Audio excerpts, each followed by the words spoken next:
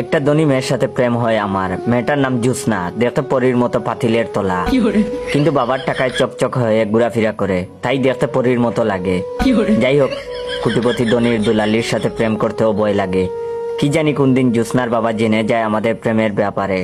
জ্যোৎস্নাকে অনেক ভালোবাসি, সব সময় একটা ভয়েই থাকতাম কখন যে ওর বাবা জেনে যায়।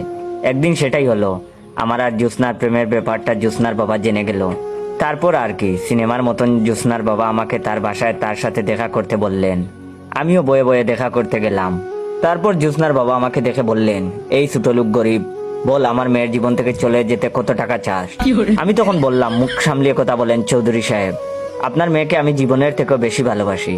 আপনার মেয়ের জন্য হাসতে হাসতে এক জগ পানি খেয়ে ফেলতে পারি, ওর জন্য আমি সব করতে পারি, সব।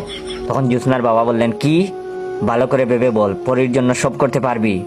তখন আমি বললাম, ভেবে বলছি, জ্যোৎস্নার জন্য সব করতে পারবো। আসসালামু আলাইকুম রহমতুল্লাহ। গল্পটা শেষ করার আগে অবশ্যই আপনাদের কাছ থেকে একটু সময় নিচ্ছি। তো আপনারা অনেকের ভিডিওতে কমেন্ট করেন যে এটার অরিজিনাল টিকটক আইডি কোনটা, বা আমার ভিডিওতে কমেন্ট করেন অরিজিনাল টিকটক আইডি বা পেজ কোনটা।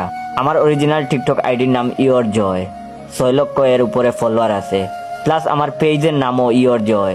ইওর জয় লিখতে সবগুলা ক্যাপিটাল অক্ষর ব্যবহার করতে হবে।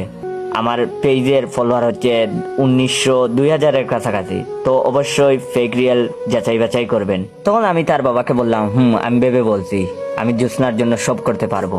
তখন জ্যোৎস্নার বাবা বললেন, ওকে ঠিক আছে, ডিম পেড়ে দেখা। তখন আমি বললাম, পারবো না। তখন জ্যোৎস্নার বাবা বললেন, তাহলে পাখির মতো শূন্যে উড়িয়ে দেখা।